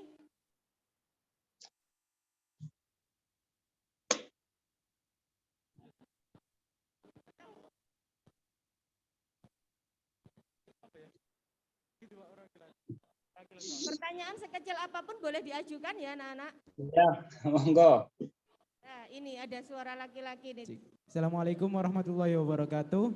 Waalaikumsalam warahmatullahi wabarakatuh. Jadi di sini saya ingin bertanya, kebetulan untuk rencana ke depan saya ingin masuk ke jurusan teknik industri. Jadi saya ingin menanyakan matkul apa saja yang ada dalam teknik industri itu, lalu dalam jurusan teknik industri sendiri apakah menonjolkan fisika atau kimia gitu. Jadi mungkin itu pertanyaan saya. Assalamualaikum warahmatullahi wabarakatuh. Waalaikumsalam warahmatullahi wabarakatuh. Jadi ingin masuk di teknik industri, mata kuliah apa saja yang ada di dalamnya, kemudian apa yang ditonjolkan. Jadi ini ada ya, adik-adik, makanya tadi sering untuk sistem seleksinya bisa membuka selma.ub.ac.id, kemudian untuk informasi bisa dilihat di ub.ac.id maupun fakultas masing-masing teknik industri nanti bisa membuka teknik industri.ac, ada nanti di slide juga. Di Fakultas teknik.ub.ac.id. Jadi mata kuliah apa saja nanti informasi ini bisa adik-adik browsing juga, di Google pun juga sama. Jadi meskipun teknik industri UB, teknik industri UGM, teknik industri ITB, ITS sama, yang dipelajari mata kuliahnya sama, hanya namanya saja biasanya yang beda. Jadi seperti itu, yang ditonjolkan apa fisika dan lain-lain sama biasanya nanti pada saat awal-awal masuk itu semester 1, 2, 3 adalah intinya proses standarisasi. Adik-adik akan menerima matematika dasar lagi, fisika dasar, kimia dasar, itu hanya karena dilakukan proses standarisasi. Karena yang masuk adalah siswa-siswi dari berbagai macam latar belakang sekolah SMA. Dari Jawa, luar Jawa. Jadi makanya untuk masuk di perguruan tinggi pasti semester 1 dan 2 adalah standarisasi sebelum masuk ke mata kuliah konsentrasi dari program studi tersebut. Untuk teknik industri, karena dia teknik industri, yang ditekankan adalah nanti mata kuliahnya adalah sistem manajemen manufaktur. Karena teknik industri itu lebih ke manajemen seperti teknik industri, kemudian manajemen di ekonomi, kemudian industri pertanian, itu sama semua yang dipelajari, ilmu manajemen. Kalau teknik mesin, di sana yang dipelajari adalah mekanisasi. Teknik kimia adalah processing, yang membedakan hanya background-nya. Kalau industri di sini adalah manufaktur, kalau manajemen di sana adalah lebih ke ekonomi, perekonomian, kemudian ada teknik industri pertanian, dia lebih ke fokus ke manajemen pasca panen, agrokompleks pasca panen. Ada lagi agribisnis pertanian, dia lebih ke manajemen di bidang fokus pertanian. Jadi seperti itu ya. Apa saja yang dipelajari bisa diketik di Google. Jadi seperti itu ya. Nanti apa saja yang dipelajari, kemudian bisa juga nanti dibuka di websitenya program studi yang adik pilih tersebut. Dan semua apa yang ditekankan, tidak ada yang ditekankan, nanti semester 1, 2, 3 biasanya proses standarisasi. Jadi seperti itu deh ya. Monggo ada yang lain?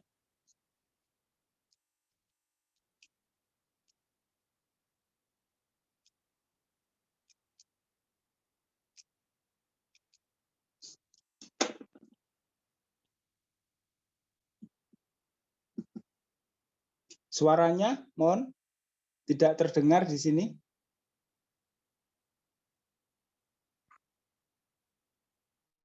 Belum terdengar. Suaranya. Mungkin mikrofonnya. Sebelumnya perkenalkan, nama saya Latisha Dea Anitia dari jurusan IPA. Saya izin bertanya, bahwa tadi sebelumnya dipaparkan bahwa minimal sertifikat kejuaraan yang dilampirkan adalah juara 3. Apakah sertifikat kejuaraan seperti peraih medali emas atau perak dapat poin yang sama seperti sertifikat kejuaraan 1, 2, 3? Terima kasih. Wassalamualaikum warahmatullahi wabarakatuh. Waalaikumsalam warahmatullahi wabarakatuh. Minimal juara 3 tingkat regional. Kalau dia perak dan emas otomatis lebih tinggi ya, Dek ya. Karena 3 itu adalah perunggu. Kalau dia punya perak, punya emas, berarti nilainya lebih tinggi daripada yang perunggu. Intinya minimal juara 3, itu minimal. Kalau harapan, nggak bisa. Kalau juara 2, juara 3, kalau itu tingkat regional, dan itu selama masa SMA, itu justru lebih bagus. Karena perak dan emas kan di atas juara 3. Jadi seperti itu deh ya. Minimal tingkat regional, minimal juara 3. Itu bisa diinput. Nasional berarti lebih bagus. Tingkat internasional berarti lebih bagus juga. Jadi seperti itu. Pak Ponda, apakah yang dimaksud dengan regional adalah tingkat provinsi, nggih? Betul. Regional adalah tingkat provinsi. Jadi anak-anak untuk sertifikat kejuaraan yang dimaksud di sini adalah tingkat regional, itu adalah tingkat provinsi. Ya. Jadi kalau misalnya hanya sebatas di kabupaten saja, meskipun juara 1 tidak bisa. Betul, betul Bu. Minimal tingkat provinsi. Begitulah, ada pertanyaan lain anak-anak? Masih ada di belakang? Baik. Ya. Mohon bersabar ya Pak Ponda, masih banyak. Tidak apa-apa Bu, justru kita lebih senang, berarti informasinya nanti lebih gamblang dan lebih jelas. Justru lebih senang nanti adik-adik banyak yang diterima nanti. Amin, amin, semoga Pak.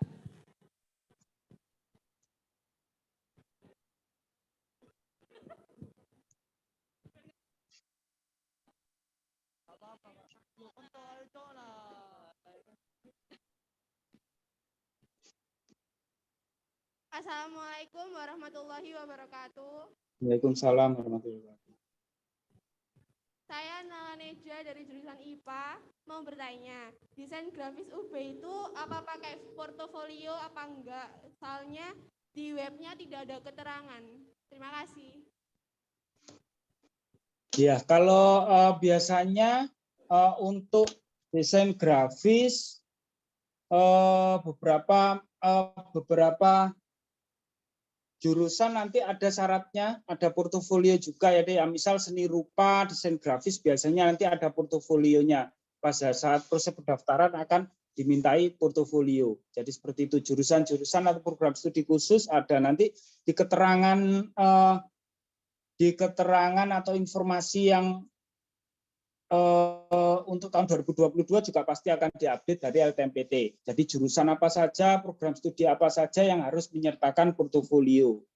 Jadi seperti itu. Nanti ada informasinya. Intinya jurusan-jurusan khusus yang lebih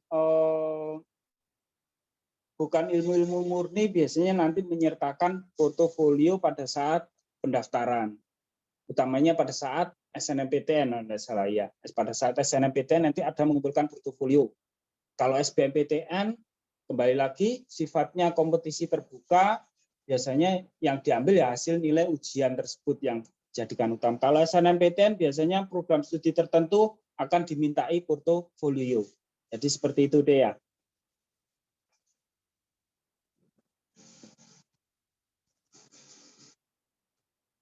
Ayo yang lain, mumpung ada waktu.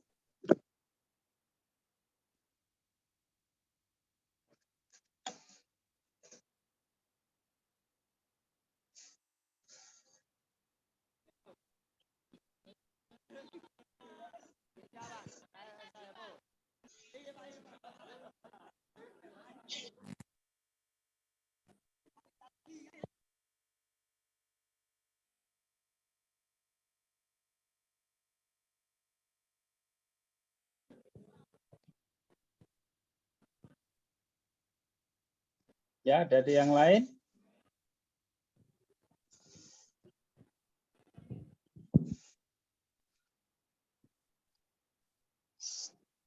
Permisi Pak, mau tanya lagi. Ya. Lanjutkan pertanyaannya sebelumnya. Ya. Yang tentang portofolio tadi. Ya. Apakah ada perbedaan penyerahan portofolio antara memilih prodi DKV dan desain interior? Mungkin DKV dia menyerahkan portofolio, persyaratannya kayak gimana? Terus yang portofolio untuk desain interior mungkin dia menggambar ruangan atau gimana? Iya, terima kasih. Ya. Jadi untuk lebih teknisnya nanti ada informasi lebih lanjut ya deh ya. Intinya untuk program studi tertentu pada saat SNMPTN akan dimintai portofolio dan portofolionya seperti apa nanti akan diupdate sesuai dengan informasi yang lebih update dari LTMPT karena tiap tahun pasti berbeda. Jadi seperti itu. Jadi itu deh ya. Jadi intinya program studi tertentu untuk SNMPTN akan di syarat pendaftarannya akan minta diinput untuk pembuatan portofolio. Jadi seperti itu deh ya. Jadi untuk mengukur kemampuannya tiap calon mahasiswa. Jadi seperti itu. Untuk untuk apa yang nanti harus dikumpulkan, portofolionya seperti apa lah itu untuk lebih teknis lagi dan lebih teknisnya nanti tiap tahun nanti akan diberikan juklatnya dari LTMPT seperti apa. Itu deh ya.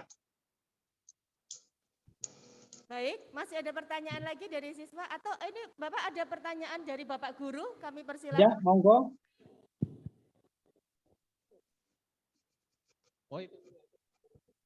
Untuk siswa dulu, baik. Pak gurunya gantian nanti. Monggo Nak, dipersilakan.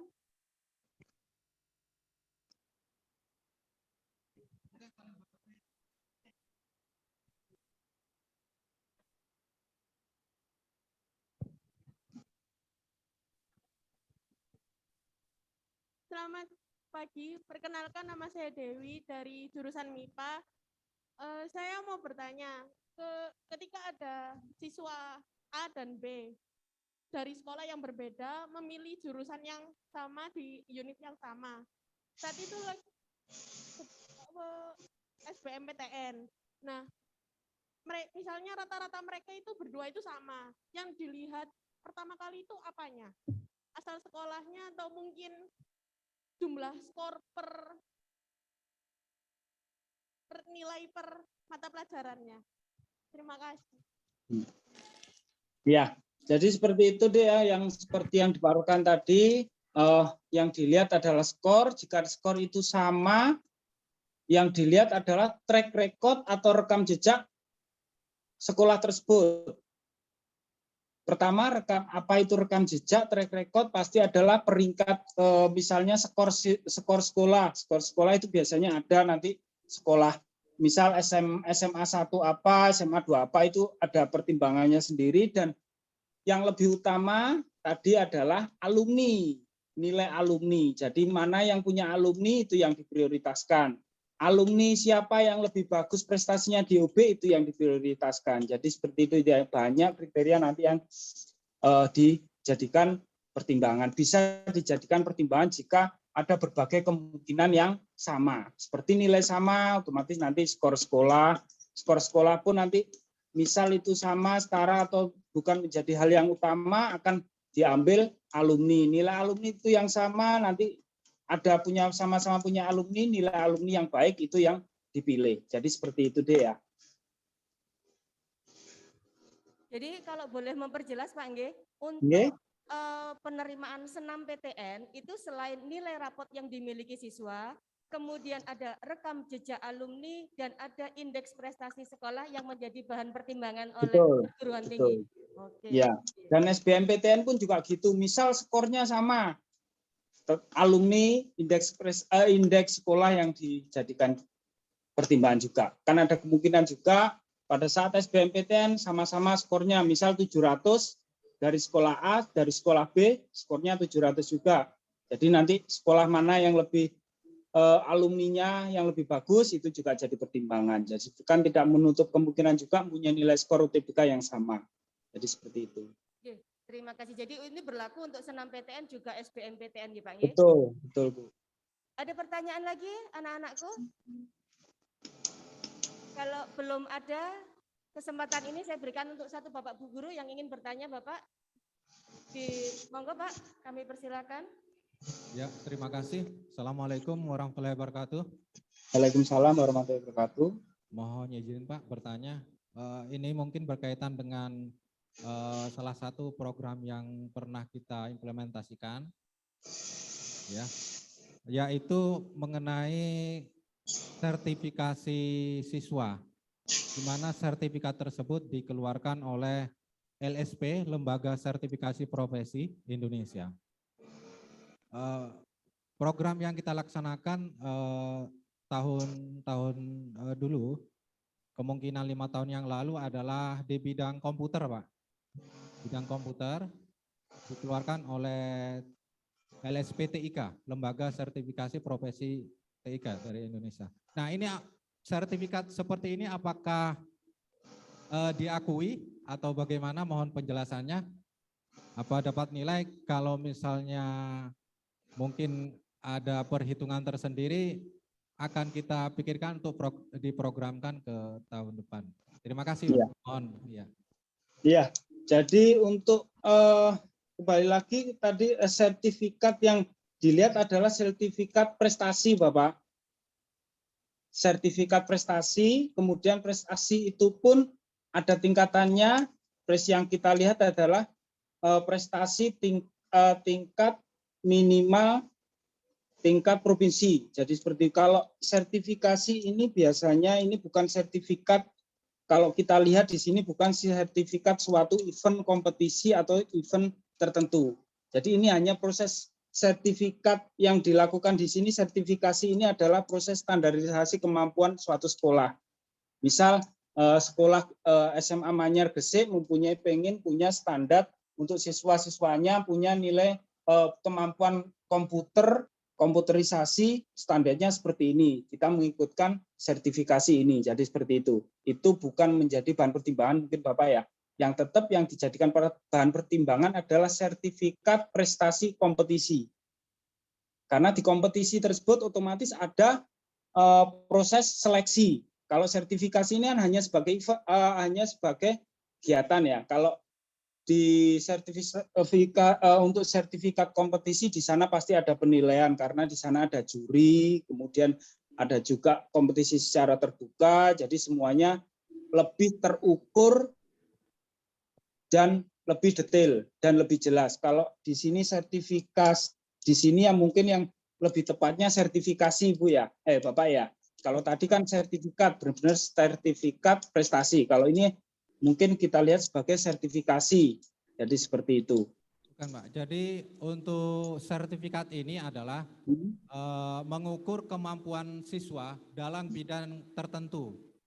Nah betul Bapak, makanya itu proses sertifikasi kan ini. Iya betul iya. Ya di dalamnya tidak ada kompetisi Bapak ya. Kalau tidak ada kompetisi di sana tidak ada kompetisi, hanya penilaian kompetisi. Kalau di sini kan hanya penilaian secara sertifikasi. Jadi seperti itu. Oke. Kalau ini mungkin bisa kita jadikan belum menjadi bahan pertimbangan untuk sistem yang ditentukan oleh pusat. Jadi sertifikat di situ yang dilihat adalah sertifikat prestasi secara kompetisi. Karena secara kompetisi pasti nilainya lebih mudah terukur, kemudian reliable juga. Jadi seperti itu. Kalau ini sertifikasi, ini sertifikat yang dimaksud di sini hanya sebatas yaitu tadi SMA ingin mempunyai siswa-siswanya mempunyai kemampuan seperti apa dan kemampuan itu digambarkan dalam proses penilaian. Jadi seperti itu. Mungkin seperti itu Bapak, semoga bisa membantu. Tapi ini bukan berarti ini perlu dilanjutkan, tidak perlu dilanjutkan. Kalau itu program bagus, sebaiknya tetap dilanjutkan karena nanti berhubungan juga pada soft skill dari siswa-siswa di SMA Manyar. Jadi seperti itu Bapak. Otomatis sekolah yang melakukan proses sertifikasi ini otomatis lebih bagus dari SMA yang tidak melakukan sertifikasi seperti ini. Jadi seperti itu Bapak. Terima kasih Pak. Iya betul.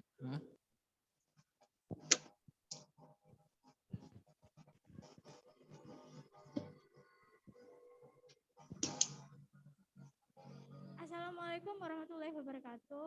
Waalaikumsalam warahmatullahi wabarakatuh. Nama saya Siti Nurustia dari kelas IPA. Izinkan saya mau bertanya, apabila memilih 2 jurusan dalam satu PTN dan di kedua jurusan tersebut harus menyertakan portofolio, jika setiap jurusan yang saya tuju memiliki syarat melampirkan 3 portofolio, apakah saya harus membuat 6? Dan jika 6, apakah boleh saya memilih tema yang sama? Sekian, terima kasih. Wassalamualaikum warahmatullahi wabarakatuh. Ya. Mungkin seperti pertanyaan sebelumnya ya Dek ya, nanti apakah portofolionya itu harus 2, kemudian bisa 1 atau harus sama atau tidak. Jadi seperti itu nanti lebih ke teknis ya Dek ya. Kalau ke teknis nanti biasanya tiap tahun berbeda aturannya. Teknisnya juga berbeda seperti apa. Intinya nanti pada saat pendaftaran dan pada saat akhir pendaftaran pun nanti ada keterangannya di sana. Jadi seperti itu dan itu kadang berbeda-beda. Intinya tetap diikuti saja alurnya, kemudian apa saja yang diminta dipenuhi persyaratannya seperti itu. Teknisnya seperti apa? Nah itu nanti bisa pada saat benar-benar dibuka. Jadi seperti itu deh. Intinya di keterangan, makanya di slide tadi dimintai portofolio. Nah untuk portofolionya seperti apa lah nanti akan lebih detail lagi pada saat proses pendaftaran. Terima kasih Pak Bonda, Masya Allah luar biasa sekali. Pagi ini kita mendapatkan banyak sekali informasi yang insya Allah bermanfaat untuk anak-anak semuanya. Aplaus untuk Pak Bonda anak-anak sebagai ungkapan terima kasih kepada Pak Bonda. Terima kasih Bapak Ibu, adik-adik. Jadi poin penting pertemuan kita pagi ini adalah anak-anak. Jadi untuk dapat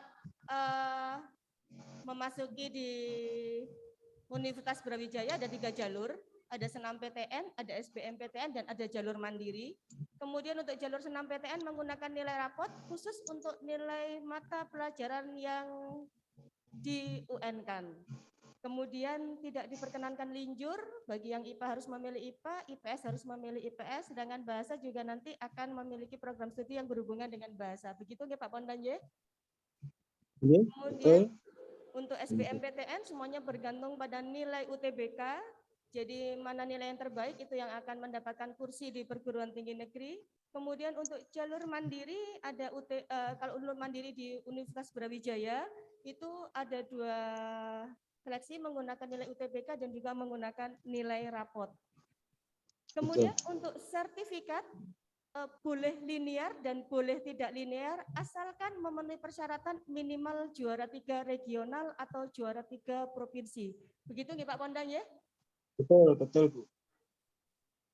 Kemudian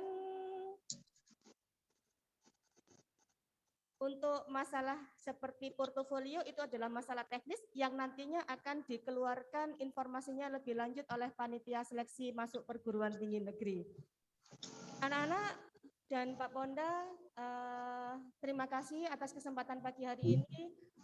Insya Allah kami doakan Bapak selalu sehat, khususnya untuk semua sivitas Akademi Universitas Brawijaya. Amin. Agar nantinya kita dapat terus berkomunikasi dalam melayani siswa-siswi kami. Terima kasih sebelumnya. Mari kita akhiri acara ini anak-anak. Ya mungkin sebelum saya berpamitan Bu, bisa sedikit menyampaikan terima kasih. Ya, mungkin sebelum kita saya berpamitan, jadi seperti ini deh ya, seperti yang saya sampaikan tadi, intinya adik-adik saat ini lebih membuka wawasan dan membuka paradigma baru, bisa disampaikan juga kepada orang tuanya. Intinya pada saat perguruan tinggi tidak ada itu perguruan tinggi bagus, itu program studi bagus, itu program studi bergengsi, itu program studi tidak bergengsi, itu tidak ada. Intinya semua sama, kembali lagi ke kerja keras adik-adik masing-masing. Siapa yang mau mengeksplor kemampuannya, itulah yang akan berhasil di masa mendatang. Sebagai ilustrasi ada 2 mahasiswa, 1 mahasiswa mengambil pertanian, 1 mahasiswa mengambil program studi kedokteran. Pertanian jika dia lancar 3,5 tahun lulus S1, kedokteran minimal 4 tahun baru itu pun baru sarjana. Nanti harus 2 tahun lagi untuk profesi, untuk praktikum dia koas, 2 tahun lagi untuk profesi, baru dia bisa membuka praktek dokter. Jadi kalau lancar 8 tahun, dia baru bisa memasang di depan rumahnya praktek dokter jam sekian sampai sekian. Yang 1 3,5 tahun dia lulus S1, 1,5 tahun dia maksimal dia lulus S2 pertanian, 1,5 tahun dia bisa lulus 1 tahun dia bisa lulus di S3. Jadi sekitar 7 tahun dia punya S3. Jika dia di bidang pendidikan, dia sudah bisa jadi dosen dan guru besar. S3 adalah guru besar. Jika dia bekerja di perusahaan swasta nasional, dia sudah menjadi top manajemen. 1 mempunyai 8 tahun untuk hanya memasang untuk plan dokter, yang satunya sudah menjadi top manajemen. Itu hanya ilustrasi saja. Soal pilihan adalah pilihan adik, kembali lagi ke pilihan adik-adik masing-masing. Jadi seperti itu. Intinya semua program studi di perguruan tinggi apapun itu sama, kembali lagi kemampuan adik-adik masing-masing. Saya doakan Bapak Ibu guru bisa mendampingi adik-adik mendapatkan perguruan tinggi dan program studi yang diinginkan, dan saya doakan juga adik-adik akan mendapatkan program studi di universitas yang didambakan, diinginkan. Kita tunggu kiprah adik-adik di tahun depan, sampai ketemu di UB tahun depan, dan sampai ketemu Bapak Ibu guru untuk murid-muridnya di masa-masa mendatang. Terima kasih. Assalamualaikum warahmatullahi wabarakatuh. Mohon izin untuk berpamitan. Waalaikumsalam warahmatullahi wabarakatuh. Terima kasih. Wabillahi taufik walhidayah. Wassalamualaikum warahmatullahi wabarakatuh. Selamat siang.